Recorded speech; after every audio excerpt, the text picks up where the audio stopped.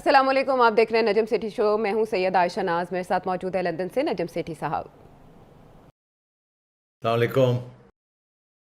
عمران خان صاحب کی پالیسی میں ایک بہت واضح چینج ہم نے آتا دیکھا. انہوں نے بہت سے اعتراف کیے کہ انہوں نے کچھ غلطیاں کی اپنے دور حکومت میں، ایک ایک کر کے وہ اعتراف کرتے گئے. لیکن اس کے ساتھ ساتھ جو ایک بڑا چینج جو کہ عمران خان صاحب سے ایکسپیکٹ نہیں کیا جا رہا تھا وہ یہ کہ انہوں نے ان لوگوں سے رجوع کرنا شروع کر دیا جو کہ ان سے خفا تھے. حامد خان صاحب کو انہوں نے بلایا ملاقات کے لیے، اور اس کے علاوہ بھی اطلاعات ہیں کہ وہ سب جو خفا لوگ ہیں ان کے ساتھ بات چیت کر رہے ہیں. تو ایسے میں ہم یہ بھی دیکھ رہے ہیں کہ وہ تواتر سے نجم سیٹھی صاحب کو بھی یاد کر رہے ہیں. نہ صرف یہ کہ فواد چودھری صاحب بلکہ عمران خان صاحب تو اپنے اکثر بیشتر خطاب میں بتاتے ہیں کہ نجم سیٹھی صاحب کے ساتھ کیا ہوا یا نجم سیٹھی صاحب کیا کہہ رہے ہیں آج کل. آج انہوں نے کیسے یاد کیا؟ رجیم چینج کے اوپر ایک سیمینار تھا، اس میں تذکرہ کیسے آیا سیٹھی صاحب کا، وہ سنتے ہیں. حسین حقانی اور یہ نجم سیٹھی ٹائپس ہیں، یہ کیا چاہتے ہیں؟ یہ چاہتے ہیں آرام سے غلامی کرو، امریکہ کی جو وہ کہتا ہے مانو، تو وہ تھوڑے سے ڈالرز بھیج دیں گے. میرا اگلا کویسچن یہ کہ کیا اس سے پاکستان پیر پہ کھڑا ہو جائے گا؟ کیا اور تھوڑے اور ڈالر مل جائیں گے؟ کیا یہ ملک سروائیو کر جائے گا؟ کیا یہ ملک اپنی سارے پرنسپل سٹینڈز ختم کر کے، اپنا نظریہ ختم کر کے، کیا یہ کوئی مجھے گارنٹی کر سکتا ہے کہ یہ ملک ترقی کر جائے گا؟ سیٹھی صاحب، وہ غالب کا ایک شعر ہے کہ انکار جیسی لذت اقرار میں کہاں ہے، بڑھتا ہے عشق غالب ان کی نہیں سے. بہانے سے وہ آپ کو یاد کر رہے ہیں، لیکن اب کی بار الزام ہے کہ آپ یہ کہہ رہے ہیں کہ امریکہ جو مانگ رہا ہے اسے دے دینا چاہیے. یہ تکرار کے پیچھے کیا ایجنڈا ہے جو یہ نیریٹو بنایا جا رہا ہے؟ پتہ نہیں، عمران خان صاحب کو میں بہت ہی میرا حال پیارا لگتا ہوں. اب پتہ نہیں کیسے یہ سوچتے ہیں، مجھے ہمیشہ یاد کرتے ہیں. اب میرا خیال ہے اس وجہ سے کہ میں ان کو ہر روز یاد کرتا ہوں تو پھر کچھ مجبوری ہے کہ پھر وہ بھی مجھے ہر روز ہی یاد کرتے ہیں. مگر آنیسٹلی میں یہ آپ سے کہوں کہ مجھے بڑا فخر ہے کہ وہ اتنی بات شہباز شریف کی یا نواز شریف کی نہیں کرتے جتنی میری کرتے ہیں. اس کا مطلب ہے میری اہمیت ٹھیک ٹھاک ہے نا، کہ خان صاحب کو یا میری بات پسند آتی ہے یا میری بات سے ناراض ہو جاتے ہیں. پسند تو کم ہی آتی ہوگی. بہرحال اب بات یہ ہے کہ میں کیا کروں اگر وہ مجھے یاد کرتے ہیں تو آنیسٹلی میں تو بڑا آئی ایم فلیٹرڈ کہ مجھے اس لیول پہ وہ لے جاتے ہیں جہاں ہر لفظ میرا جو ہے وہ it's like diamond. 3 carat diamond نہیں، 5 کیرٹ ڈائمنڈ. آپ کو یاد ہوگا یہ ڈائمنڈ کا جو ریفرنس ہے جو میں کر رہا ہوں، تو کہ 5 کیرٹ سے کم تو وہاں بات ہی نہیں ہوتی نا بنی گالا میں. وہاں تو 3 کیرٹ از نائدر ہیئر نور دیر، اس کی تو کوئی اہمیت ہی نہیں ہے. کم از کم 5 کیرٹ ہونا چاہیے، اور نہیں تو پیسے ہی بھیج دینے ہیں تو اللہ خیر کر لینا. اب بات یہ ہے کہ خان صاحب کو میں صرف یہ پوچھوں گا کہ کیا خان صاحب آپ نے امریکہ کے خلاف، امریکہ کی بات کر رہے ہیں نا، تو آپ نے امریکہ کے خلاف کیا مہم چلائی؟ آپ تو ہیں وہ جو کہ ڈونلڈ ٹرمپ کو مل کے آپ کی خوشیاں نہیں رک رہی تھیں اور آپ ان سے ڈالرز مانگنے گئے تھے، اور وہ آپ کو کرٹیسائز کر رہے تھے اور کہہ رہے تھے ڈو مور، اور آپ نے ڈبل کراس کیا اور آپ بڑے خوش ہو رہے تھے کہ میں نے ڈونلڈ ٹرمپ کے ساتھ ہینڈ شیک کیا ہے.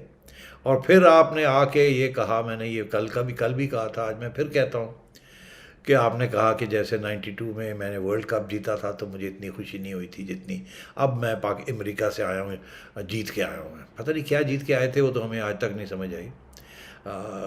اگر کچھ جیت کے آئے تھے تو ہمیں پتہ لگنا چاہیے کہ بھئی یہ میں لے کے آیا تھا، یا یہ میری جیت تھی اور یہ ان کی ہار تھی. بہرحال اب عرض یہ ہے کہ کیا یہ IMF کے پاس نواز شریف صاحب کی حکومت تو گئی تھی، مگر کیا خان صاحب نہیں گئے IMF کے پاس؟ پہلے سال تو انہوں نے بڑا اصولوں کی بات کی کہ ہم نہیں جائیں گے، مگر اسد عمر صاحب کی پھر چھٹی کرا دی کیونکہ وہ کہتے تھے ہم نہیں جائیں گے، اور وہ خان صاحب کے کہنے پہ وہ کہتے تھے. پھر خان صاحب نے فیصلہ کیا نہیں اب تو جانا ہی جانا ہے، اور اسد عمر صاحب کی چھٹی کرا دی اور حفیظ شیخ صاحب کو لے آئے. پھر حفیظ شیخ صاحب کو لے آئے تو وہ وہاں مسئلہ بن گیا کہ سینٹ کی سیٹ نہیں دلوا سکے ان کو، اور وہ 6 مہینے کے بعد پھر ان کو نہیں رکھ سکتے تھے. تو اس لیے مجبوری سے ایک IMF اور امریکن فائنانس منسٹر کو خدا حافظ کر دیا. تو پھر شوکت طرین صاحب آ گئے. اب شوکت طرین صاحب جو ہیں ان سے زیادہ میں سمجھتا ہوں پرو انٹرنیشنل کیپٹل اور کیپٹلزم تو کوئی ہو نہیں سکتا. بینکر ہیں اور ظاہر ہے بینکس جو ہیں وہ تو they are integrated into the global system جو کہ امریکہ چلاتا ہے. تو اب بات یہ ہے کہ انہوں نے IMF کا پروگرام سائن کیا, انہوں نے یہ ساری کنڈیشن سائن کی, ایک دفعہ نہیں 2 سال سے یہ چل رہا ہے عائشہ. تو میں یہ پوچھتا ہوں کہ کیا مسئلہ کیا ہے یہ. Let me finish. بات یہ ہے کہ انہوں نے معید یوسف کو بھیجا امریکہ, اپنے نیشنل سیکیورٹی ایڈوائزر کو, کہ جا کے بائیڈن سے میری فون کال پہ بات کرا دے. اسے کہ مجھے فون کال کر لے. وہ بیچارے روتے گئے وہاں, رو کے انہوں نے کہا کہ جی ایک فون کال کروا دیجیے فون. تو یہ تو حال تھا آپ کی ساورنٹی کا اور آپ کی انڈیپینڈنس کا کہ آپ بھیک مانگ رہے تھے ایک فون کال کے لیے. اس سے زیادہ کچھ بھی نہیں, بس ایک فون کال آ جائے. اور یہ اتنا بڑا ایشو بن گیا کہ ایک فائنینشیل ٹائمز کو انٹرویو دیتے ہوئے معید یوسف صاحب نے یہ بات کر دی کہ جی وہ ایک فون کال جو ہے وہ نہیں آ رہی ہے, and so on and so fourth. تو دنیا میں مذاق بن گیا. تو اب بات یہ ہے کہ یہ کس منہ سے یہ باتیں کرتے ہیں. یہ خان صاحب ہی ہیں جو کہ امریکہ میں جا کے foreign relations committee, foreign council, وہ جو نیو یارک میں ہے, فارن پالیسی انسٹیٹیوٹ جو ہے, وہاں جا کے انہوں نے ISI کے خلاف جو باتیں کی تھی وہ تو سارے ویڈیوز کے اوپر ہیں. اور امریکہ کو خوش کرنے کے لیے وہ سارا کچھ کیا تھا اس پلیٹ فارم سے جا کے کہ ISI یہ کرتی ہے, پاکستان کی افواج یہ کرتی ہے, وہ کرتی ہے. تو کس کو سنا رہے تھے وہاں؟ میں 2011-12 کی بات کر رہا ہوں جب یہ گئے تھے وہاں, اور وہاں جا کے انہوں نے جی بالکل سوشل میڈیا پہ کلپ اویلیبل ہے. جی تو بتاؤ یہ سب کچھ تو اویلیبل ہے. تو یہ کس منہ سے کہتے ہیں کہ یہ آزاد کھڑا ہونا چاہتے ہیں؟ تو یہ کس منہ سے سعودی عربیہ گئے تھے؟ کس منہ سے یہ MBS کا جہاز لے کے نیو یارک گئے تھے؟ یہ خود مختار ملک ایسے کرتے ہیں کہ کسی کے پرسنل جہاز میں آنا جانا کرتے ہیں. تو اس کے تو میں 100 آپ کو اگزامپلس دے سکتا ہوں. تو یہ سب جو ہے نا, یہ جیسے کہتے ہیں نا کھٹے انگور, کہ اگر خود جو ہے وہ ایک کامیابی نہیں حاصل کر سکے جھک کے, تو اب اگر پاکستان جو ہے وہی ایجنڈا لے کے, پاکستان کی ریاست وہی ایجنڈا لے کے تجارت کا اور ایڈ کا اور IMF کا اگر آگے بڑھتی ہے, جو یہ کرنا چاہ رہے تھے اور فیل ہو گئے, اور اب یہ کامیاب ہونے جا رہے ہیں, تو انہوں نے اس کے اوپر گن ڈالنا شروع کر دیا, تنقید کرنی شروع کر دی. اور ہم جو ہیں, جو ہم ہمیشہ یہ کہتے رہے ہیں کہ آپ آزاد رہیں, اپنے پاؤں پہ کھڑے ہوں, امیروں کو ٹیکس کر کے غریبوں کے اوپر کریں. آج تک تو خان صاحب 4 سال رہے, انہوں نے کیا کیا؟ کون سے ٹیکسز انہوں نے امیروں کے اوپر لگائے اور غریبوں کو کچھ دیا؟ غربت تو بڑھ گئی ان کے دور میں. تو کس قسم کی آزادی کی یہ بات کرتے ہیں؟ کم از کم آج ہم سن تو رہے ہیں, شہباز شریف صاحب کہہ رہے ہیں, پتہ نہیں کریں گے کہ نہیں کریں گے, کہ ہم امیروں سے پیسے لے کے اور غریبوں کے اوپر خرچ کریں گے. ایٹ لیسٹ بات تو ہوئی. اب چلے دیکھتے ہیں یہ کرتے بھی ہیں کہ نہیں کرتے. اور کہہ رہے ہیں کہ جی بڑے مشکل فیصلے ہوں گے. تو خان صاحب کس منہ سے یہ باتیں کرتے ہیں مجھے سمجھ نہیں آتی. اور وہی ایک بیانیہ ہے جو کہ گھسا پٹا بیانیہ جو ہے اسی کو چلا رہے ہیں, بیکاز وہ پروپیگنڈا اسی کو کہتے ہیں کہ ایک چیز کو 100 دفعہ جب آپ دہرائیں گے تو عام لوگ جو ہیں وہ سمجھیں گے یہی حقیقت ہے, یہی سچ ہے. یہ پرانا پروپیگنڈا کا یہ فلسفہ ہے, اور خان صاحب وہی چیز لگے رہتے ہیں. اب اس کے اندر انہوں نے مجھے بھی یاد کر لیتے ہیں کبھی کبھی, اور یاد کرتے ہوئے وہ آپ کو پرو امریکہ کہتے ہیں, آپ کو پرو انڈین لابی کہتے ہیں, اور اسرائیل کو تسلیم کرنے کی باتوں کی کوششوں کے پیچھے. جی اب وہ جو مرضی کہیں, حقیقت کیا ہے؟ حقیقت تو یہ ہے کہ سب سے زیادہ جو اس ملک کے جو سو کالڈ لیفٹسٹ ہیں, جس میں ہم بھی اپنے آپ کو سو کالڈ لیفٹسٹ کہلاتے ہیں, سب سے زیادہ اینٹی امریکہ, اینٹی امپیریلزم تو ہم لوگ تھے اور ابھی بھی ہیں. ہم ہیں جو یہ سرمایہ داری نظام جس کے ساتھ غربت بڑھتی ہے اور امیر لوگ زیادہ امیر ہوتے ہیں, ہم جیسے ہی لوگ تو ہیں جو کھڑے ہو کے یہ بات کرتے ہیں اس پروگرام کے اوپر. اندر میں نے کتنی دفعہ یہ کہا ہے کہ کیا کس قسم کے اقدامات ٹیکس کے ہونے چاہیے اور کیا ہونا چاہیے اور کیا نہیں ہونا چاہیے. ہمیں تو ایک زمانے میں یہ کہا جاتا تھا کہ یہ تو پرو رشیا ہے, اینٹی امریکہ ہے اور پرو رشیا ہے. پھر یہ کہا جاتا تھا کہ یہ تو پرو انڈیا ہے اور اینٹی رشیا ہے. کبھی مجھے ایک ایجنٹ بنا دیتے ہیں, کبھی مجھے دوسرا ایجنٹ بنا دیتے ہیں, اور میں کہتا ہوں یار میں تو ایک ہی ایجنٹ ہوں, میں پاکستان کا ایجنٹ ہوں. اور کیونکہ یہ سارے جو ہیں یہ کسی نہ کسی کے ایجنٹ بنے ہوئے ہوتے ہیں اور جا کے پلیٹ فارمز کے اوپر یہ باتیں کرتے ہیں لوگوں کو خوش کرنے کے لیے, تو اس لیے ان کو تکلیف ہوتی ہے. مجھے کوئی ایک بات بتا دے, میں نے کل جو بات کہی, میں نے کیا کہا؟ میں نے کہا جی اس ملک کی تاریخ میں تجارت اور ایڈ اینڈ ٹریڈ جو ہے ایک سرمایہ داری نظام کا ایک حصہ ہے. IMF ایک گلوبل کارپوریشن ہے, اور وہ آج سے نہیں کب سے یہ ہے, اور آپ نے بہت کچھ کیا اور یہ کیا اور وہ کیا, اور عمران خان کے زمانے میں بھی فوج جب ڈائریکٹ براہ راست کر رہی تھی اس وقت بھی یہ چیزیں چل رہی تھیں. تو آج ان کو کیسے یاد آ گیا جب انہوں نے پوری کوشش کی اور اس کے بعد یہ کامیاب نہیں ہوئے تو ان کو اب یاد آ گیا اینٹی امریکنزم. کیونکہ امریکہ از این امپیریلسٹ پاور, اس میں تو کوئی شک ہی نہیں ہے. تو اس لیے یہ اب اپنا انہوں نے کامن عام آدمی کو گولی دے رہے ہیں. کل آپ ان کو واپس لے آئیں تو یہ پھر پہنچ جائیں گے نیو یارک, پھر وہاں جا کے کہیں گے جی میں امریکن پریزیڈنٹ سے مل کے آیا ہوں, میری فون کے اوپر بات ہو گئی. تو یہ کس منہ سے یہ باتیں کرتے ہیں مجھے سمجھ نہیں آتی. اور وہ لوگ جو کہ ہر بات ان کی جو ہے وہ ہضم کر لیتے ہیں اور آنکھیں بند کر کے, ان کے اوپر بھی مجھے پریشانی ہے اور حیرانی ہے کہ یہ حال کیا ہے یہ پاپولسٹس کا, کہ وہ جو مرضی کہہ لیں اور آپ لوگ جو ہیں وہ ایسے نشے میں ہیں کہ ہر بات ان کی آپ سنتے ہیں اور اس کو پروپیگنڈا کو آپ حقیقت بنا دیتے ہیں. تو آنیسٹلی جتنا میرا نام لیں گے میری تو شہرت ہوگی, مجھے تو بڑی خوشی ہوتی ہے. چلو جی ایک اور موقع مل گیا, I am a national figure now, wonderful. اور ٹویٹر ہو رہا ہے, میرے ٹرینڈز چل رہے ہیں, واہ واہ, اس سے زیادہ کون ایکسپیکٹ کر سکتا ہے؟ کوئی ایسا صحافی ہے پاکستان کے اندر جس کی اتنی شہرت ہو گئی ہو اور ٹرینڈنگ ہو رہی ہو and so on and so forth. سڑک پہ میں جاتا ہوں ہر بندہ مجھے پہچانتا ہے, السلام علیکم, وعلیکم السلام. یار یہ عمران خان صاحب کو میں شکریہ ادا کرتا ہوں, فواد چودھری کو میں شکریہ ادا کرتا ہوں, ہر روز میرے بارے میں کچھ لکھیں, بڑی خوشی ہوتی ہے لکھیں. وہ مصطفیٰ کھار صاحب تھے, ان کی میں نے ایک دفعہ انٹرویو کی, ان کی 7-8 شادیاں ہو چکی تھی. تو مجھے کسی نے کہا یار وہ شادیاں کے بارے ذرا پوچھنا نا. میں کہا یار وہ پرسنل جی گل ہے. انہوں نے کہا نہیں تسی پوچھنا, بڑے خوش ہوں گے. میں کہا اچھا.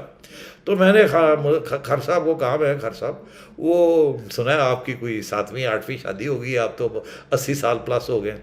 تو کہنے لگے نہیں ابھی یہ 8ویں تو ہے آفیشلی, ایک آدھ. تو میں نے کہا ریلی؟ کہنے لگے ہاں. تو میں نے کہا کہ یہ پھر سارا جو خبریں آپ کے بارے میں چلتی ہیں, کہنے لگے سیٹھی صاحب, اور یہ ریکارڈ پہ ہے, وہ میری ایک انٹرویو مل جائے گی آپ کو جب میں دنیا ٹی وی پہ تھا. تو خان صاحب انہوں نے کہا کہ سیٹھی صاحب سیاست دان واسطے شہرت بڑی امپورٹنٹ ہے, نیگیٹو خبر ہوئے پازیٹیو خبر ہوئے, خبر ہونی چاہیے, ہر روز نہ آنا چاہیے, ہر بندے کو پہچاننا چاہیے. تو میرا بھی وہی ہو گیا. مجھے تو جرنلزم سے یہ سیاست میں مطلب پش کر رہے ہیں کہ کیونکہ میں بھی اسی قسم کی میری حیثیت ہو جائے جیسے کہ عمران خان کی ہے یا نواز شریف صاحب کی ہے, اللہ رحم کرے میرا. بٹ میں اپنا I want to stay as a journalist. But بات یہ ہے کہ جرنلسٹ کا تو کام ہے نا ہر جگہ جب پہنچنا, ہر ایک کو ملنا, ہر ایک کے ساتھ گپ شپ مارنی, خبر نکالنے کی کوشش کرنی, and so on and so fourth. کیا پتا سیٹھی صاحب آنے والے دنوں میں وہ یاد کرتے کرتے کہیں آپ سے بھی ان کی ملاقات ہو جائے, جیسے ابھی نواز شریف صاحب کے ساتھ آپ کی ایک تصویر وائرل ہو رہی ہے, ایسے عمران خان صاحب کے ساتھ بھی آپ کی ایک تصویر آ جائے. بہرحال جو ایک اور اہم بات جس پہ خان صاحب نے یہ کہا کہ وہ اللہ کو حاضر جان کر بات کریں, یعنی کہ حلفیہ وہ یہ بات کہہ رہے تھے کہ انہوں نے کبھی بھی نہیں سوچا تھا کہ کس کو آرمی چیف بنانا ہے, کیونکہ وہ وقت آنے پر میرٹ پر فیصلہ کرتے, یہ پرابلم تھا ہی نہیں. اچھا تو بطور DGI برقرار رکھنے کے لیے فیض حمید صاحب کو, وہ اس کے پیچھے پھر کیا مائنڈ سیٹ تھا؟ دیکھیے یہ تو کوئی اب جو مرضی کہہ لیں, اتنا جھوٹ بولتے ہیں خان صاحب کہ آج ایک بات کرتے ہیں, اگلے دن اللہ کے سامنے حاضر ناظر ہو کے کچھ اور کر دیتے ہیں. یہ تو ماسٹر ہیں اس چیز کا. یہ تو نہ فوتگی پہ جاتے ہیں نہ کسی کی خوشی پہ جاتے ہیں, سوائے اپنی خوشیوں کے علاوہ ان کو کچھ سمجھتا ہی نہیں ہے کسی چیز کو. یہ صاحب ان کے پیش نظر یہ مسئلہ تھا ہی نہیں کہ آرمی چیف کس کو بنانا ہے. بطور DGI فیض حمید صاحب کو برقرار کیا وہ افغانستان کے لیے ہی رکھنا چاہتے تھے؟ اچھا وہ اب عرضی ہے کہ یہ جو فلسفہ ہے یہ تو پہلے PTI کے لوگوں نے ہمیں بتا دیا تھا 2 سال پہلے کہ پلان یہ ہے کہ جنرل باجوہ جب یہ ایکسٹینشن اس لیے ملے گی تاکہ جنرل باجوہ جب اپنی ایکسٹینشن کے بعد جب ریٹائر ہوں تو اس وقت جنرل فیض کی سینیورٹی جو ہے وہ پیچھے سے ہٹ کے آگے آ جائے گی اور پھر آسان ہو جائے گا ان کو چیف بنانا.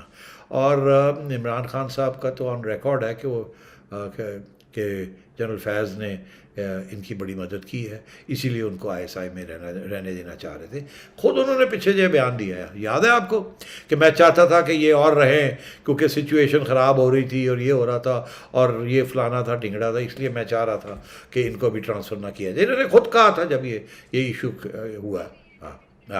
ہاں ریکارڈ پہ موجود ہے. تو خود تسلیم کیا ہے کہ میں تو ان کو سیاسی طور پہ سٹیبل کرنے کے لیے اپنے آپ کو رکھنا چاہ رہا تھا and so on and so fourth. اور اس سے پہلے آپ کو پتہ ہی ہے کہ جو کامن پرسیپشن ہے کہ واٹ رول جنرل صاحب پلیڈ, اور تو پلان یہی تھا کہ ایک ایکسٹینشن مل جائے گی جنرل صاحب کو, چیف کو, اس کے بعد یہ سینئر ہو جائیں گے.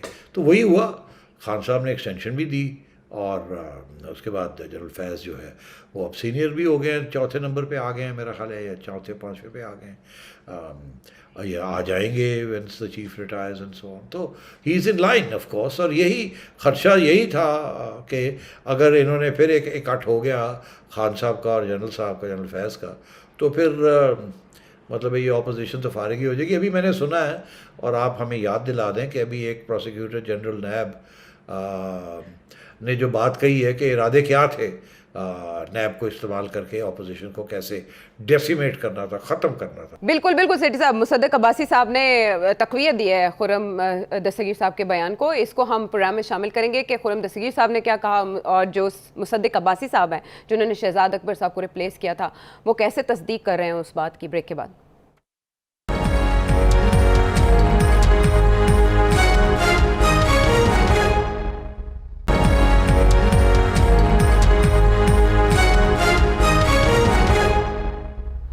شو میں ایک بار پھر خوش آمدید. وفاقی وزیر خرم دستگیر صاحب نے ایک شو میں, ٹی وی شو میں یہ وجہ بتائی کہ آخر انہوں نے یہ تبدیلی کا خطرہ کیوں مول لیا ایسی صورتحال میں. تو ان کا یہ کہنا تھا کہ انہیں نظر آ رہا تھا کہ ان کے خلاف جو کیسز ہیں وہ منطقی انجام تک پہنچیں گے, ساری اپوزیشن جیلوں میں جائے گی, عمران خان صاحب کا جو گٹھ جوڑ ہے وہ 10 سے 15 سال چلے گا, اور نیب کے 100 مزید ججز لگائے جائیں گے. تو سیٹھی صاحب نے بریک پہ جانے سے پہلے جس بات کی طرف اشارہ کیا, مصدق عباسی صاحب شہزاد اکبر صاحب کی جگہ جب تعینات کیے گئے تھے, تو سیٹھی صاحب نے ان کے بارے میں کیا کہا تھا, پہلے وہ ایڈ کریں گے, پھر سیٹھی صاحب سے جانیں گے کہ یہ دونوں باتیں ایک دوسرے سے کیسے میچ کھا رہی ہیں. اس وقت جو پریویلنگ اوپینین ہے نیب کے اندر, کیونکہ میں نے کچھ نیب کے لوگوں سے بات کی ہے کہ آپ ان کے بارے میں کیا سوچتے ہیں, یہ اچھی اپوائنٹمنٹ ہے, بری اپوائنٹمنٹ ہے. وہ چڑیا وہاں بھی گھومتی ہے نا, آپ کو تو پتہ ہی ہے. تو وہاں سے یہ خبر ملی ہے کہ یہ انہوں نے, ظاہر ہے انہوں نے امپریشن یہی دیا ہوگا کہ میں وہ کام کر لوں گا جو کہ شہزاد اکبر صاحب نے نہیں کر پائے, کنوکشنز نہیں کر پائے. اور تو میں یہ سمجھتا ہوں کہ میرا اپنا یہ خیال ہے کہ this is not going to be a good appointment. Khurram Dastgir صاحب کی بات کو تو وزن دے رہے ہیں مصدق عباسی صاحب, اور وہ یہ کہہ رہے ہیں کہ دسمبر 2022 تک سارے فیصلے ہو جانے تھے, اور جو اعلیٰ قیادت ہے مختلف پارٹیز کی, صرف نون لیگ ہی نہیں, سبھی نے جیل کے اندر ہونا تھا, اور توشہ خانہ کیس یا ٹی ٹی کیس ساروں میں جتنی پیشیاں چاہیے تھی وہ سب بھگتا دی جاتی. سیٹھی صاحب, تو پھر خرم دستگیر صاحب کی بات کو این آر او کی ایفرٹ کیوں کہا جا رہا ہے جب ان کے اپنے اپوائنٹ کیے گئے مصدق عباسی صاحب اس کی تصدیق کر رہے ہیں؟ یہ آپ عمران خان صاحب کو پوچھیں نا, مجھے کیوں پوچھتے ہیں. بات یہ ہے کہ بالکل یہی ارادہ تھا, اور آج تک خان صاحب دیکھیں نا ان کا بیانیہ کیا ہے. انہوں نے پہلے پارلیمنٹ جس کے اندر یہ لوگ حاوی تھے, یہ میجورٹی میں تھے, اس پارلیمنٹ کو تسلیم کرنے سے انکار کر دیا تھا جب نواز شریف صاحب پارلیمنٹ میں تھے, پارلیمنٹ کو گالیاں دیتے تھے. اس کے بعد جب یہ آئے تو انہوں نے اپوزیشن کے ساتھ بات چیت کرنے سے انکار کر دیا, اور کیونکہ یہ ان کو ایکسیپٹ ہی نہیں کرتے. پھر یہ جو الزام لگاتے ہیں اسٹیبلشمنٹ کے اوپر کہ آپ نیوٹرل کس چیز سے ہیں, وہ تو چور ہیں, ان کو تو ہم نے ختم کرنا ہے, ان کو تو ہم نے رہنے نہیں دینا. میں نے 4 سال اور کوئی کام ہی نہیں کیا سوائے ان کو ختم کرنے کی کوشش کی. تو یہی تو الزام ہے اسٹیبلشمنٹ کے اوپر کہ آپ جمہوریت کی کیا بات کرتے ہیں, تو ان سب کو ختم کرنا تھا, ایجنڈا تو یہی تھا. تو وہ پرابلم یہی ہو گیا نا خان صاحب کا کہ انہوں نے ملک بھول گئے کہ معیشت بھی چلانی ہے, ملک کو گورن بھی کرنا ہے, ایک آئین بھی ہے, ایک اپوزیشن ہوتی ہے, it's known as the loyal opposition, it's supposed to be the government in waiting, کہ وہ ایک حکومت بننے کی تیاری میں ہوتے ہیں, اور یہ حق ہوتا ہے کہ الیکشن کے بعد جو الیکشن جیتے گا وہ بنے گا, اور عوام فیصلہ کرتی ہے کون کرپٹ ہے کون کرپٹ نہیں ہے, کس کو ووٹ دینا ہے کس کو ووٹ نہیں دینا. آپ نہیں فیصلہ کر سکتی ہے, یہ تو ڈکٹیٹرشپ ہوتی ہے کہ آپ فیصلہ کرتے ہیں کون بنے گا اور کون نہیں بنے گا, اور آپ کے علاوہ کون جو ہے وہ حلال ہے اور کون حرام ہے. تو یہ خان صاحب کا تو موقف ہی یہ رہا پہلے دن سے, تو کیا سب کو ختم کرنا ہے. انہوں نے میڈیا کو ختم کرنا تھا, آزاد انڈیپینڈنٹ لوگوں کو, اسی لیے ہم جیسے سارے لوگ باہر نکال دیے گئے ان کے دور میں, ہمارے اوپر کیسز کر دیے گئے. آپ دیکھ لیں کتنے لوگ باہر بیٹھے ہوئے ہیں, سب کو چینلز میں سے نکال دیا, اور اپنے پٹھو جو تھے ان کو چینلز کے اندر بھرتی کرنے کا کہ آرڈرز کر دیے اور بھرتی کر دیے ہر جگہ پہ, اور وہ لگے رہتے تھے ان کے ڈھول بجانے کے, واہ جی واہ واہ جی واہ واہ جی واہ. تو یہ تو تھا کہ ایک ون پارٹی اسٹیٹ بنانی ہے, ون مین لیڈر بنانا ہے, اور ساری اپوزیشن جو ہے, ساری میڈیا میں اندر جو آزادی ہے وہ ختم کرنی ہے. اسی لیے تو یہ سارے قانون لے کے آئے, اسی لیے پیمرا کے ہر دوسرے دن پیمرا نوٹسز پہ نوٹسز دے رہا تھا, جو ہر دوسرے دن کوئی چینل آف ہو رہی تھی, کچھ نہیں ہو رہا. تو یہ تو ایک پوری فاشزم اور ڈکٹیٹرشپ یہ قائم کرنے جا رہے تھے. تو یہ تسلیم کیسے کرتے؟ انہوں نے نیب کو, اسی لیے تو چیئرمین نیب کو انہوں نے بلیک میل کر کے یہ اپنا ایجنڈا پورا کرانے کی کوشش کی, اور آج یہ باتیں باہر آ رہی ہیں. تو آپ کا کیا خیال ہے؟ اپوزیشن چپ کر کہ چلو جی ٹھیک, ہمیں ختم کر دو, مار دو, ختم کر دو, ہم فارغ ہو جائیں گے, سارا ملک تمہارے حوالے کر دیتے ہیں. تو اگر انہوں نے اکٹھے ہو کے ایک آئینی طریقہ استعمال کر کے ان کو نکال دیا, تو ان کو اب تکلیف ہو رہی ہے, کیونکہ ان کا ایجنڈا جو ہے وہ جو ہے لیکن سیٹھی صاحب پھر اپوزیشن کے پیش نظر تو اس کی اپنی پرابلم پہلے تھی کہ ان کی جان خلاصی ہو جائے کیسز سے. اپوزیشن کے پیش نظر تو پھر ان کی اپنی پرابلم پہلے تھی, نہ کہ معیشت تو آج بھی وہیں کھڑی ہے, لیکن نیب امینڈمنٹس ہو گئی ہیں. اب نیب امینڈمنٹس ٹھیک ہوئی ہیں نا, یہی تو میں کل کہہ رہا تھا کہ شکر ہے کہ نیب کو اب ختم کیا جائے. نیب کو غلط طریقے سے جنرل مشرف نے استعمال کیا, اور انہوں نے بھی ملی انہی جماعتوں کے خلاف استعمال کیا, اور سوائے یہ کہ ایک ایویڈنس نہیں لا سکے, اور اپنی حماقتیں جو ہیں براڈ شیٹ سے لے کے اور دوسرے جو جرنیل کرتے رہے وہاں ان کے, وہ ساری چیزیں سامنے آ گئی ہیں کہ کتنا نقصان کرا دیا انہوں نے پاکستان کا. اور اس سیاسی طور پہ نیب کو بنایا گیا تھا, اور سیاسی طور پہ اس کو استعمال کیا گیا. یہ ختم ہونا چاہیے نیب. یہ تو انہوں نے تو صرف امینڈمنٹ کر دی ہے کہ چلے جی نیب رہ جائے, اور قانون جو ہے وہ آئین کے مطابق جو ہے وہ چیز ہو. NAB was anti constitution. NAB کے قانون بیسکلی ایک ملٹری ڈکٹیٹر نے بنایا تھا, اور اس نے انکارپوریٹ کر دیا تھا کہ جی یہ قانون ہے, اس کو کوئی ہاتھ نہ لگائے, اور ججز کو ساتھ لے لیا تھا کہ اس کو پروٹیکٹ کریں آپ. تو یہ تو اس ملک کی تاریخ ہے. تو اب اچھا ہوا ہے نا کہ ایک آئینی طور کے طریقے کے ساتھ ایک حکومت آئی ہے, اس نے آئینی طریقے کے ساتھ نیب کو امینڈ کر دیا. میں تو کہتا ہوں ختم کر دینا چاہیے تھا اس کو. ساری اینٹی کرپشن ڈپارٹمنٹس تو ہیں, اور عمران خان کے زمانے میں ٹرانسپیرنسی انٹرنیشنل کہتی ہے کہ جی کرپشن بڑھ گئی ہے. تو یہ کرپشن بڑھ رہی ہے عمران خان کے زمانے میں, اور ابھی تو عمران خان کی اور ان کی کرپشن کی کہانیاں اب نکلیں گی نا. تو پھر یہ یاد کریں گے یار شکر ہے نیب ہوں ساڑھے گلے نہیں پیندی بھی. اب ان کو سب سے زیادہ سہولت تو ان کو ہوگی, جو ان کے خلاف جو کیسز بنیں گے وہ اب اس طریقے سے نہیں ہینڈل ہو سکیں گے. تو اب دیکھیں نا, میں آپ کو بتاؤں, اگر تو اس حکومت کا ارادے خراب ہوتے تو یہ کیا کرتے؟ یہ بھی اپنا جو چیئرمین صاحب لگے ہوئے تھے ان کو رہنے دیتے, انہوں نے کہتے چلو جی ہوں تسی ادھر شروع ہو جاؤ اور ساڑھے کیسز ختم کرو. انہوں نے کر دینا تھا. وہی بلیک میل جو اس وقت تھی, ان کے پاس بھی وہی مواد ہے. ان کو چاہیے تھا جسٹس جاوید اقبال کو رہنے دیتے, چلو جی ہمارے کیسز ختم کریں اور عمران خان کے کیسز شروع کریں. وہ پرانے قانون جو ہیں اب ان کے گلے پھندا ڈالیں آپ نیب کا. تو انہوں نے کر دینا تھا, وہ تو پہلے تیار سے کرنے کے لیے before this blackmail started. تو اس لیے ان کے تو اچھے ارادے ہیں. انہوں نے کہا جی سارے واسطے ختم کرو, بیکاز اس کے ساتھ کوئی فائدہ نہیں ہو رہا اور نقصان ہی ہو رہا ہے, اور کوئی کنوکشن تو ہو نہیں رہی ہے, اور ساری بیوروکریسی جو ہے وہ بیٹھ گئی ہے, حکومت چلنے سے رک گئی ہے, فائلوں کے پہیے بند ہو گئے ہیں. تو کام کیسے چلے گا؟ تو اس لیے میں کہتا ہوں اچھا ہوا یہ بریگیڈیئر صاحب نے, ریٹائرڈ بریگیڈیئر صاحب جو انہوں نے بتا دیا کہ ایجنڈا کیا تھا. میں نے تو اس وقت کہا تھا کہ ایجنڈا یہ ہے, اس لیے ان کو لایا جا رہا ہے. لیکن اب ہم اگر معیشت جیسے سیریس ایشو کی طرف آئیں پولیٹکس سے ہٹ کے, تو جب یہ رات کو خبریں چلی کہ ایگریمنٹ کے ہم قریب پہنچ گئے ہیں, یا ایگریمنٹ ہو گیا ہے IMF اور پاکستان کے درمیان, اور جلدی وہ امداد پاکستان کے لیے جاری کر دی جائے گی, لیکن ایٹ دا سیم ٹائم شوکت ترین صاحب یہ بتا رہے ہیں ہمیں کہ پہلے ایک ڈاکیومنٹ ہوگا میمورینڈم کا, اس پہ لائن ٹو لائن پہلے بحث ہوگی, پھر غور کیا جائے گا, ٹیکنیکل ایگریمنٹ سائن ہوگا, پھر وہ واشنگٹن جائے گا بورڈ کے پاس, اور یہ سارا کام جولائی کے اینڈ تک جائے گا. حکومت کچھ اور بتا رہی ہے اور شوکت ترین صاحب کچھ اور بتا رہے ہیں, اور پھر یہ کہہ رہے ہیں کہ ان کے دور میں سارے اشاریے مثبت تھے, تو پھر انہیں کیوں نکالا گیا؟ انہیں جواب اس کا جولائی کے آخر تک ملے گا یا معاہدہ ہو چکا ہے؟ دیکھیے بڑی واضح ہو گئی بات کیا ہے. بات یہ ہے کہ IMF نے جو معاہدہ ہوا تھا شوکت ترین کے ساتھ, اس کے اندر تبدیلی کچھ چاہ رہے تھے. معاہدہ ہوا نہیں تھا, یہ ان کی طرف سے کچھ پیش قدمی ہوئی تھی, ان کی طرف سے کچھ پیش قدمی ہوئی تھی, ان کی چھٹی ہو گئی, کچھ چیزیں رہ گئیں. انہوں نے آ کے وہ مشکل فیصلے جو ہیں اب پورے کیے ہیں. اس وقت تھوڑے سے مسئلے بنے ہوئے تھے, اسی لیے وہ بات آگے چل رہی تھی. اور جب ان کو پتہ چل گیا کہ ہم جا رہے ہیں, تو انہوں نے پھر وہ جو اقدامات مشکل والے تھے وہ نہیں کیے. انہوں نے کہا جی چلو پھر اگلے آن گے تو کریں گے, اور بدنامی ہوگی ان کی. تو انہوں نے آ کے وہ ذمہ داری لی ہے, اور وہ ذمہ داری لے کے انہوں نے وہ کچھ اس کی طرف بڑھے ہیں. اب جو ہماری انفارمیشن ہے وہ یہ ہے کہ 99% چیزیں سالو ہو گئی ہیں, ایک دو چھوٹے چھوٹے آئٹم رہ گئے ہیں, اور IMF بھی یہی کہہ رہا ہے کہ براڈ اگریمنٹ ہو گئی ہے. تو اس لیے جب براڈ اگریمنٹ ہو جائے تو اس سے آپ سمجھیں کہ وہ آپ ایمبر زون میں آ گئے ہیں, ریڈ لائٹ سے ہٹ کے آپ اورنج لائٹ میں آ گئے ہیں, اور آپ کو ریڈی سیٹ گو کہ گاڑیاں سٹارٹ کر لیں, اب گرین لائٹ آنے والی ہے اور آپ ٹریفک لائٹ کراس کر سکتے ہیں. تو وہ اب اس گرین لائٹ کی میں کب سے بات کر رہا ہوں کہ یہ جو ٹیکنیکل ریکوائرمنٹس ہوتی ہیں کہ پہلے یہ ہوتا ہے, پھر یہ ہوتا ہے, پھر یہ ہوتا ہے, پھر یہ ہوتا ہے, یہ لگے گا پورا جولائی کا مہینہ. 15 جولائی کے لگ بھگ IMF نے اپنی ریکمنڈیشنز اپنے بورڈ میں لے کے جانی ہیں, جو اب 90% 99% سیٹل ہو گئی ہیں.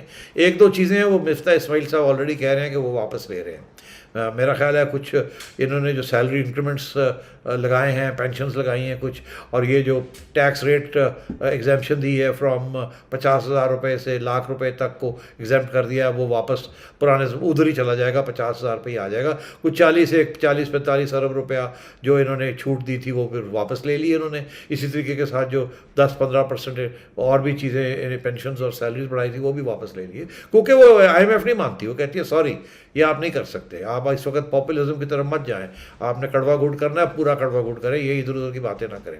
پرابلم یہ ہے مفتاح اسماعیل کے لیے کہ نون لیگ کے اندر ایک یہ بھی سوچ ہے کہ اتنی سخت اقدامات جو آپ کر رہے ہیں تو یہ ہمارے گلے نہ پڑ جائیں, عوام ہمارے خلاف نہ ہو جائے. یہ آج تو عمران خان اتنا پاپولر نہیں رہا اور ہماری پاپولیرٹی ہے, مگر کل کو یہ ہم زیادہ ان پاپولر نہ ہو جائیں because of all this.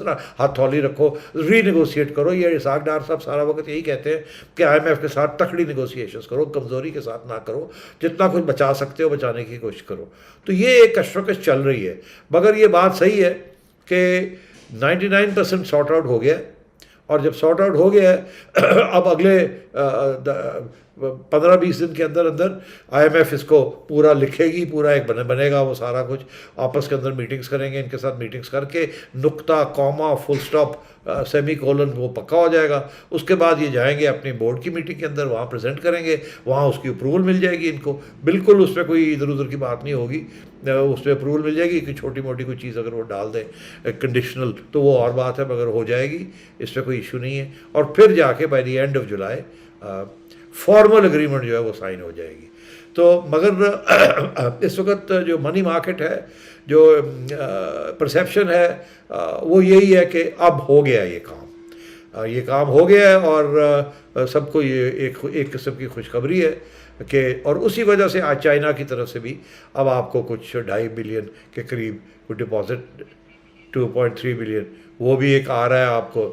G 2.3 billion loan agreement, 2.3 billion تو وہ بھی ایک آ رہا ہے. چائنا کیوں رجیم چینج کو سپورٹ کر رہا ہے امریکن پلان کو سیٹ صاحب؟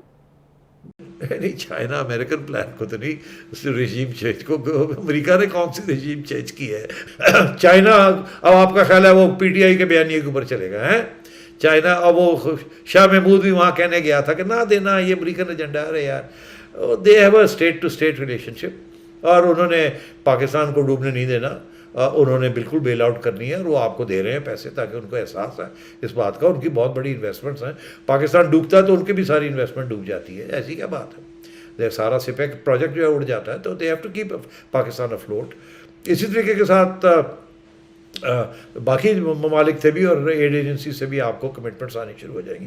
اور یہ واحد وجہ ہے جس کی وجہ سے اب روپیہ جو ہے وہ واپس اپنی جو قیمت ہے وہ ریگین کر رہا ہے. میں نے سنا ہے کہ میں دیکھ رہا تھا کہ ڈالر جو ہے پچھلے 2-3 دن میں جب سے یہ اچھی خبریں آنی شروع ہوئی ہیں, فیل گڈ فیکٹر آنا شروع ہوا ہے, تو اسٹاک مارکیٹ میں بھی اور ڈالر میں بھی اضافہ ہونا شروع ہو گیا ہے, بہتری آئی ہے 2-3 روپے. اور یہ میں پہلے دن سے کہہ رہا ہوں کہ جیسے ہی IMF کے ایکچوئل پیسے اسٹیٹ بینک میں آ جاتے ہیں اور باقی جگہ سے پیسے آ جاتے ہیں, 8 بلین 9 بلین کے جو ریزروز ہیں, یہ جیسے ہی 15-20 بلین کی طرف یہ ریزروز جاتے ہیں تو آپ دیکھیے گا ڈالر کی قیمت گرے گی, روپے کی قیمت بڑھے گی. یہ جو سارے آئٹمز اور آپ نے بین کیے ہوئے ہیں, آہستہ آہستہ ان کے اوپر بین جو ہے اترے گا, اور حسب معمول اکانومی جو ہے. تو پیٹرول کی پرائسز کم ہوں گی انٹرنیشنل مارکیٹ میں کم ہونے سے, کیونکہ IMF کی وجہ سے تو یہ مہنگائی ہو نہیں رہی تھی بقول حکومت کے. دیکھیے یہ آپ نے بڑا امپورٹنٹ سوال پوچھا ہے. کل ہی ہم ڈسکس کر رہے تھے کہ یوکرین کی وجہ سے اور رشین کے اوپر رشیا کے اوپر سینکشن کی وجہ سے رشین آئل کی نہیں مل رہا لوگوں کو، مگر جس کی وجہ سے شارٹیج ہو گئی ہے، اور آئل کی قیمت جو ہے 130 پہ چلی گئی تھی پر بیرل ڈالر. اب وہ گری ہے، میں نے سنا کہ 115 پہ آ گئی ہے، اب 109 پہ آ گئی ہے. تو یہ بڑی اچھی بات ہے. یہ 1995 سے یہ چڑھی تھی. ایک زمانے میں $70 کی تھی ایک بیرل تک. اس وقت ہمیں بھی اتنی تکلیف نہیں تھی، ہم خرید رہے تھے اور سبسڈی تھوڑی چھوٹی تھی، مگر یہاں بڑی اچھی قیمت میں مل رہا تھا. پھر وہ جیسے جیسے بڑھتا گیا آپ نے مہنگا خریدنا شروع کیا. جب آپ نے مہنگا خریدنا شروع کیا تو عمران خان کی حکومت کو تکلیف ہونی شروع ہوئی کہ اب کیا کریں گے، تو قیمتیں بڑھنی شروع ہو گئیں اور زیادہ سبسڈی اس سے زیادہ دے نہیں سکتے تھے. اب ایک ایسی سٹیج آ گئی تھی کہ اتنی قیمت بڑھ گئی تھی باہر آئل کی کہ یہ اور سبسڈی دینا ان کے لیے ممکن نہیں تھا، بیکاز اس کے ساتھ سارا ڈیولپمنٹ ایکسپینڈیچر جو تھا وہ ختم ہونے جا رہا تھا اور بڑے باٹل نیکس کریٹ ہونے شروع ہو گئے تھے. اس لیے پھر یہ قیمتیں بڑھانی پڑیں کسی نہ کسی سٹیج پہ. میں یہ سمجھتا ہوں کہ یہ قیمت جہاں آ گئی ہے یہ اب انٹرنیشنل لیول کے لگ بھگ آ گئی ہے. مگر دنیا کا یہ اصول ہے کہ اگر کسی چیز کی قیمت بڑھ جائے اس قسم کی انٹرنیشنل کموڈٹی کی، تو پھر اتنا آسانی سے اس کو ریڈیوس نہیں کیا جاتا، وہ پھر اس سے ریونیو بھی گین کر رہے ہوتے ہیں. تو میں یہ سمجھتا ہوں کہ یہ سٹیبل ہو جائے گی تیل کی قیمت، اور آپ کی جو سبسڈی جو آپ دے رہے ہیں یہ دن بہ دن کم ہو جائے گی اگر انٹرنیشنل پرائسز جو ہیں گریں گی. جیسے سبسڈی کم ہوگی اسی طریقے کے ساتھ آپ گورنمنٹ کے پاس پیسے زیادہ بچ جائیں گے for to repay debts اور to put in development expenditure, سڑکیں بنانے میں، ہسپتال بنانے میں، تعلیم کے اوپر وغیرہ وغیرہ. تو وہ پیسے آہستہ آہستہ ریلیز ہو جائیں گے. ٹھیک ہے. جو IMF کے ساتھ ایگریمنٹ ہوا ہے اس کے جو بھی تفصیلات سامنے آ رہی ہیں، اس میں ایک تو یہ پیٹرولیم ڈیولپمنٹ لیوی کے حوالے سے بات کی گئی ہے. سیٹھی صاحب نے اس کے بابت تو بتا دیا گورنمنٹ کیا کر سکتی ہے، کہاں کہاں کوشچن موجود ہے، لیکن جو ریونیو ٹارگٹ رکھا گیا اس کو گورنمنٹ کیسے اچیو کرے گی. اب اس کے بعد جو پالیسی تشکیل دی جائے گی وہ اسی کے گرد گھومے گی. بہرحال آنے والے دنوں میں یہ ایک اور دریا ہوگا جو حکومت کو عبور کرنا ہوگا. بریک کے بعد آتے ہیں.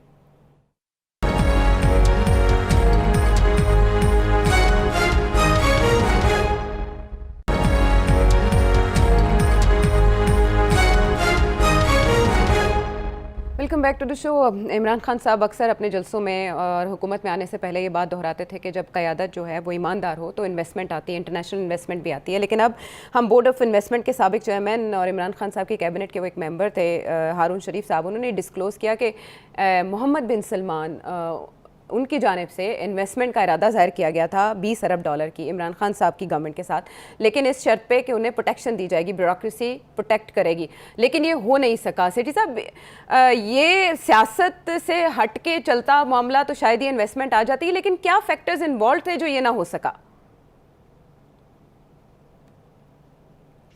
دیکھیے، یہ جو بھی پاکستان میں انویسٹمنٹ کرنا چاہتا ہے وہ سب سے پہلے 2-3 چیزیں درکار ہوتی ہیں. پہلی تو یہ وہ کہتے ہیں جی کہ ہمیں جو گارنٹیز آپ دیتے ہیں وہ پکی ہونی چاہیے، سوورن گارنٹیز ہونی چاہیے کہ ہم جو انویسٹمنٹ کریں گے جب ہم اس کے پروفٹس آئیں گے یا ڈیویڈنڈز آئیں گے تو ہمیں رکاوٹ نہیں ہوگی ان کیپٹل موومنٹس کے. مطلب ہے کہ جب ہم چاہیں گے اپنے پیسے پاکستان سے واپس لے جائیں.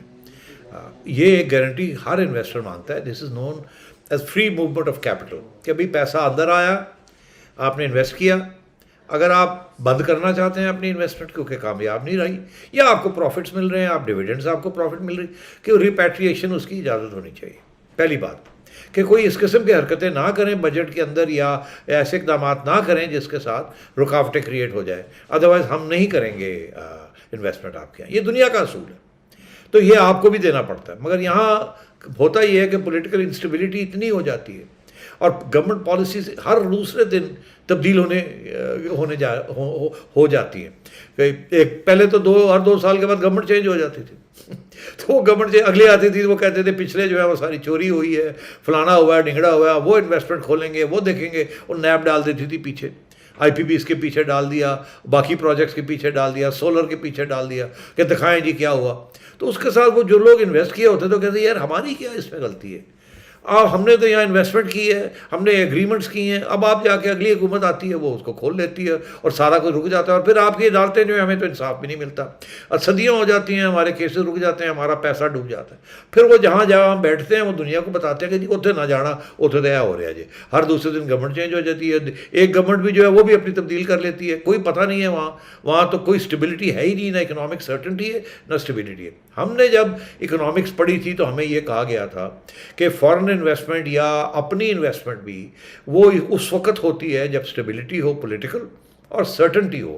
سرٹنٹی اکنامک سرٹنٹی کہ ایک بجٹ آیا ہے, اس کے اندر ایک فیصلہ ہوا ہے, وہ پھر تبدیل نہیں ہوگا, کیونکہ اس کے اوپر لوگ پھر اپنی پروجیکشنز بلڈ کرتے ہیں, اپنی انویسٹمنٹ پلانز بناتے ہیں کہ جی یہ چیز اتنے کی ملے گی, یہ اتنے کی ملے گی, اتنا ٹیکس دینا پڑے گا, وہ حساب لگا کے اپنے انویسٹمنٹ کرتے ہیں. اگر آپ اس کو تبدیل کر دیں چلتے چلتے تو وہ سارا کام خراب ہو جاتا ہے. تو یہ سارا ایشو تھا, اسی لیے وہ کہہ رہے ہیں کہ ایم بی ایس نے کہا تھا کہ ہمیں اس قسم کی گارنٹیز آپ دے دیں اور ہمیں پتہ لگ جائے کہ آپ تبدیل نہیں کریں گے تو پھر ہم انویسٹ کرنے کے لیے بھی تیار ہیں. مگر یہاں دینے کے لیے کوئی تیار نہیں تھا.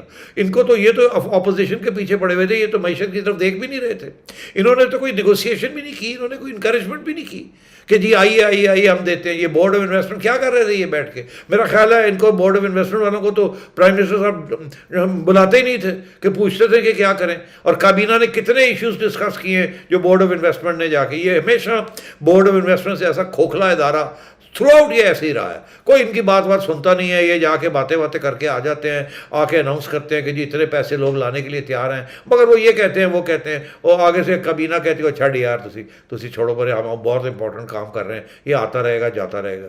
پرائیویٹائزیشن کے اوپر ایسے ہوتا ہے, انویسٹمنٹ کے اوپر ایسے ہوتا ہے, کوئی گارنٹیز نہیں ہے, کوئی سرٹنٹی نہیں ہے, کوئی اسٹیبلٹی نہیں ہے. یہ ایک پرابلم, بہت سیریس پرابلم ہے پاکستان کا. It's not just Imran Khan, یہ باقی حکومتوں کے اندر بھی اس قسم کے پرابلمز رہے ہیں. تو یہ تو ہماری بدقسمتی ہے کہ اب ہمارے اوپر یقین ہی نہیں ہے کسی کو کہ یہ اپنی جو بات کرتے ہیں اس کے اوپر بیٹھیں گے اور جو گارنٹی دیتے ہیں اس کو پورا کریں گے. ٹھیک ہے, معیشت کو سیاست سے ہٹا کے چلانا چاہیے. اور ہم نے ایک اور معاملے میں ایسا دیکھا ہے سیٹھی صاحب, عمران خان صاحب یہ کہا کرتے تھے کہ جو اوورسیز پاکستانیز ہیں وہ سب سے زیادہ ان کی گورنمنٹ پہ ٹرسٹ کرتے ہیں, اور اگر یہ حکومت چلی گئی تو پھر وہ پیسہ نہیں بھیجیں گے. لیکن اسٹیٹ بینک آف پاکستان نے کل ٹویٹ کیا, ہسٹورک ڈے قرار دیا کل کے دن کو, $57 ملین ڈپازٹ انفلوز دیکھے گئے, highest ever daily figure report کیا گیا. تو یہاں پر تو ہم دیکھ رہے ہیں کہ اس بات پر پاکستان تحریک انصاف سیاست کرتی ہے کہ وہ ووٹنگ پہ EVM کے حوالے سے وہ ایفرٹ کر رہے ہیں, اوورسیز پاکستانی اس کو ووٹنگ رائٹ وہ لے کر دے رہے ہیں, لیکن یہ حکومت چینج کری ہے. تو یہ ڈپازٹ انفلو کیا ظاہر کرتا ہے؟ دیکھیے کچھ بھی نہیں ظاہر کرتا. عمران خان صاحب جیسے کہتے تھے نا کہ جب میں آؤں گا تو سارا پاکستان کے فورن ایکسپیٹریٹس جو ہیں پاکستانی وہ ڈھیر سارے پیسے دے دیں گے, ہم اپنے پاؤں پہ کھڑے ہو جائیں گے, ہمیں کسی سے پیسے لینے کی ضرورت ہی نہیں پڑے گی, اتنی فورن انویسٹمنٹ آ جائے گی وغیرہ. تو کچھ نہیں آیا نا, بیکاز جن لوگوں کے اوپر یہ بھروسہ کر رہے تھے وہ ان کو ووٹ دینے کے لیے تو تیار ہیں, مگر کہتے ہیں ہم ٹرسٹ نہیں کرتے آپ کو کہ آپ یہ صحیح پیسہ بھی صحیح استعمال کریں گے کہ نہیں. وہ دیکھیے نا فارن فنڈنگ کیس کے اندر لاکھوں اربوں روپے کے ڈونیشنز آئے ہیں اور وہ پتہ نہیں کہ گئے کہاں. تو کون ان کو ٹرسٹ کرتا؟ کوئی بھی نہیں ٹرسٹ کرتا ان کو. اسی لیے فارن انویسٹمنٹ نہیں آئی, اسی لیے پاکستانیوں نے بھی جو ان کو ووٹ دینے کے لیے تیار ہیں وہ پیسہ دینے کے لیے تیار نہیں ہے ان کو. اب آئی بات یہ جو کہہ رہے ہیں کہ جی ہم آئے ہیں تو یہ ایک مہینے کے جو اس وقت جو ریمیٹنسز آئی ہیں وہ بہت بڑھ گئی ہیں, اور یہ پتہ نہیں کوئی نمبر لگانا چاہ رہے ہیں. یہ غلط ہے, اس کا کوئی سگنیفیکنٹ امپیکٹ نہیں ہے کہ جی ایک مہینے آپ کے ریمیٹنسز بڑھ گئے, اگلے مہینے شاید گر جائیں. یہ ایک سیزنل چیز ہوتی ہے, اور اوپر سے اس وقت جس قسم کی کرائسس چل رہی ہے, لوگوں کی بیلٹیں ٹائٹ ہو رہی ہیں, اور جو غریب لوگ ہیں جن کے لوگ باہر گئے ہوئے ہیں مزدوری کرنے کے لیے, وہ وہاں فون کرتے ہوں گے کہ جی ان کو سارا گزارا نہیں ہو رہا. تو شاید عید آ رہی ہے, قربانی وغیرہ کا معاملہ بھی ہے, آپ یہ سمجھتے ہیں اس تناظر میں آپ سمجھ رہے ہیں کیونکہ عید آ رہی ہے, قربانی بھی ہے, اخراجات بڑھ جائیں گے. ایگزیکٹلی یہ سیزنل چیز ہے, یہ اس پہ یہ گورنمنٹ کوئی کریڈٹ نہیں لے سکتی. جیسے کہ عمران خان صاحب جو کریڈٹ لینا چاہ رہے تھے وہ ان کو نہیں ملی, بیکاز لوگوں نے کہا جاؤ پہلے کر کے دکھاؤ کہ آپ کچھ چلا بھی سکتے ہو کہ نہیں. ہم آپ پہ یقین تو کرتے ہیں کہ آپ بڑے اچھے آدمی ہیں, مگر یہ ہے کہ کیا گاڑی بھی چلا لو گے کہ نہیں چلا لو گے؟ لگتے تو بڑے اچھے ہو جی, مگر کیا ڈرائیونگ بھی آتی ہے آپ کو کہ نہیں؟ وہ دیکھ لیا انہوں نے کیا ڈرائیونگ آتی تھی ان کو, تو اب کون پیسے دے گا؟ So that is the thing. जैसे वो उनके ऊपर तनकीद हमने की, ये भी अब स्टेट बैंक क्योंकि इनके अपने बंदे वहाँ लगे हुए, उन्होंने ये करवा दिया. बड़े जी, इस पर कोई ढोल वोल बजाने की ज़रूरत नहीं है. ठीक है, कुछ इंडिकेटर्स जो होते हैं वो पॉलिटिक्स से आज़ाद होते हैं, उसकी और वजूहत हो सकती हैं.